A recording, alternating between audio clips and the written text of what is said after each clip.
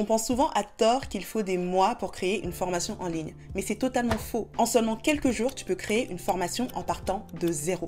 Et comment je le sais? Parce qu'il y a quelques mois, j'ai créé une formation en 3 jours seulement, et à ce jour, cette formation m'a déjà rapporté plus de 7000 €. Dans cette vidéo, je vais te montrer exactement comment toi aussi, tu peux créer une formation en ligne de A à Z en seulement 3 jours. Et une fois qu'elle sera créée, cette formation, eh bien, il faudra la vendre. Et pour ça, tu n'auras pas besoin d'attendre d'avoir une grosse audience. Avec une toute petite audience, tu pourras déjà commencer à vendre. Et pour t'aider, j'ai créé un guide gratuit qui s'appelle The Tiny Audience que tu pourras retrouver en description de cette vidéo, dans laquelle je te partage les 7 stratégies pour commencer à vendre ton produit digital, même avec une toute petite communauté. Tu peux le télécharger gratuitement directement en description de cette vidéo. Maintenant, comment le créer ce produit digital en 3 jours? Par quoi est-ce qu'on commence et comment on fait?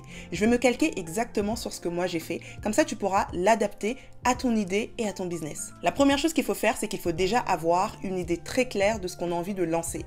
Donc là, sur le jour 1, il faut que tu prennes le temps de te poser et réellement de réfléchir à la formation que tu as envie de lancer. Si tu as envie que ce soit efficace, vaut mieux que tu partes dès le début par une idée de formation qui réponde à un vrai besoin. Et c'est ce que moi aussi j'avais fait. Je me rendais compte que quand j'échangeais avec des personnes en DM ou même avec mes clientes, elles se posaient beaucoup de questions sur comment créer du contenu sans se montrer. J'ai donc décidé, plutôt que d'arriver avec une idée qui sorte de mon imagination, de me baser sur cette question que je recevais souvent pour créer une formation. Et cette formation, c'était The Faceless Formula, à savoir comment créer du contenu sans se montrer. Donc ce que je te conseille en ce jour 1, c'est déjà de travailler sur ton idée et d'arriver avec une vraie problématique. Et pour ça, tu dois déjà savoir à qui tu t'adresses et qu'est-ce que tu as envie de leur proposer. Peu importe ton domaine, que tu sois dans la nutrition, dans le fitness, dans le conseil Instagram ou encore dans le coaching business, commence par déterminer une problématique forte ou encore une question que se pose ton potentiel client et décide d'en créer une formation. Et là, j'aimerais qu'on fasse juste un petit disclaimer avant d'aller plus loin. On n'est pas en train de parler d'un accompagnement avec 20 heures de vidéo et avec plein de ressources.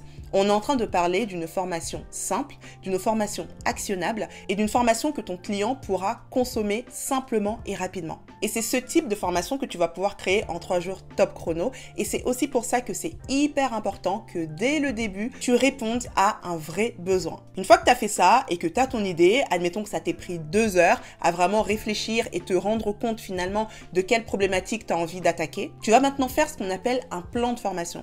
Un plan de formation, ça va tout simplement être le chemin que tu vas utiliser pour accompagner ton client. Il a un problème, tu lui donnes une solution, mais au milieu de tout ça, comment est-ce que tu vas fonctionner? Quelles sont les différentes étapes? Par exemple, admettons que tu as envie de faire une formation pour aider les personnes qui ont envie de se lancer dans la photographie. On part donc du principe que la personne qui achète ta formation est débutante en photographie et qu'à la fin de ta formation, elle s'y connaîtra un peu mieux en photographie. Donc ça, tu as mis le doigt sur ton idée. Maintenant, à l'intérieur de ta formation, comment est-ce que tu vas organiser tout ça? Peut-être que si elle débute, il lui faut un certain type de matos. Donc là, tu as déjà une première ligne avec le matériel qu'il faut. Peut-être qu'il faut qu'elle s'y connaisse un petit peu en réglage. Donc là, tu as peut-être une vidéo sur les réglages. Peut-être que tu vas faire des tutos où tu vas lui montrer comment faire des photos dans telle ou telle situation. Donc là, tu as une vidéo sur ça. Donc tu vas vraiment comme ça détailler toutes les étapes par lesquelles ton potentiel client doit passer pour atteindre l'objectif qu'il a envie d'avoir. Et une fois que tu as ces différentes étapes, donc le client doit commencer par ça, ensuite tu dois faire ça, ensuite tu dois faire ça, et à la fin, il atteindra son objectif, tu as ton plan de formation. Peut-être étape numéro 1, le matériel. Étape numéro 2, les réglages. Étape numéro 3, la luminosité. Étape numéro 4, comprendre son environnement. Par exemple, et c'est peut-être ces 4 étapes qui sont la base pour une personne qui débute en photographie. Et là, ta formation, elle est prête. C'est une petite formation, elle est courte, elle est actionnable. Ton client, quand il va la voir, il va pouvoir mettre directement en application les conseils qu'il reçoit. Et surtout, toi, tu vas aussi pouvoir la créer assez rapidement et assez simplement. À la fin de la première journée, tu as donc ton idée et tu as ton plan de formation. Sur le jour 2, maintenant, ce que tu vas faire, c'est que tu vas concrètement écrire ta formation. Donc moi, généralement, mes formations, et c'était le cas pour la formation dont je te parlais en exemple, c'est souvent un format présentation avec moi qui suis en train de parler et d'expliquer. Et donc ça, tu peux le faire avec Zoom, par exemple. Donc, sur ce jour 2, ce que tu vas faire, c'est que tu vas écrire ta présentation. Tu peux le faire sur Canva ou sur n'importe quel outil qui te permet de pouvoir écrire et designer ta formation. Ne fais pas quelque chose de compliqué parce que ce qui va être important, ça va être les explications que tu vas donner. Donc maintenant que tu as ton plan, tu vas prendre chaque étape. Étape numéro 1, on avait dit que c'est le matériel. Tu vas commencer à écrire et décrire quel est le type de matos qu'il faut qu'ils aient, etc., etc. Et donc, peu importe l'univers dans lequel tu es ou le domaine dans lequel tu es, tu vas donc te poser et réellement écrire tes présentations parce que c'est ensuite toi qui vas parler au-dessus de ces présentations, les lire et les expliquer, enfin les rendre vivantes. Et donc, sur cette première partie du jour 2, c'est ce que tu vas faire. Tu mets tout sur écrit, tu mets tout sur une presse. À la fin, tu vas te retrouver avec une présentation complète qui reprend les différentes étapes de ton plan. Ensuite, une fois que ça c'est fait, et on va dire que ça t'a pris peut-être 3 heures, tu vas maintenant passer à l'enregistrement.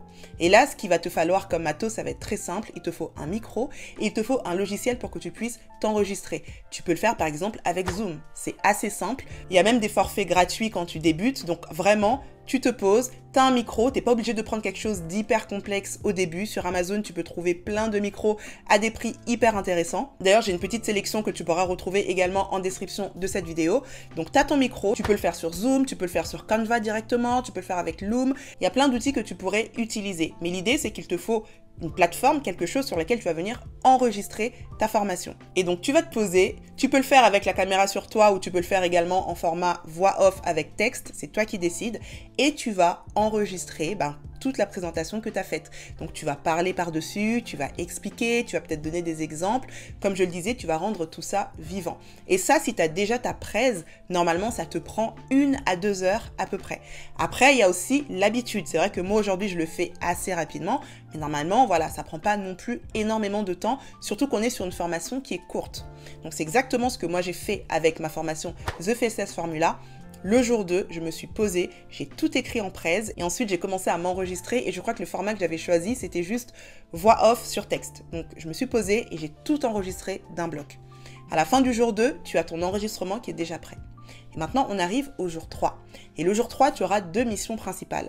La première, et elle peut prendre un peu de temps selon la manière dont tu as enregistré, ça va être de venir couper ta formation en petites parties. Parce que si tu donnes à ton client une vidéo d'1h30, il n'aura pas envie de la regarder. Donc l'idée, ça va être de rendre les choses très digestes pour ton client, pour la personne qui va consommer ta formation, et donc de faire des vidéos courtes qu'il va pouvoir regarder rapidement et simplement. Et donc là, on revient encore sur notre plan. L'étape numéro 1, c'est une vidéo. L'étape numéro 2, c'est une vidéo, etc., etc. Ça te permet comme ça d'avoir des vidéos de 10-15 minutes, peut-être un peu moins, mais du coup qui vont être hyper digestes pour ton client. Une fois que tu as pris ce bloc pour tout couper et tout mettre en petits morceaux, on va dire aller de 1 à 2 heures. Maintenant, ce qu'il te reste à faire, ça va être d'héberger ta formation. Et ça dépend quelle plateforme tu utilises. Pareil, il y en a plein.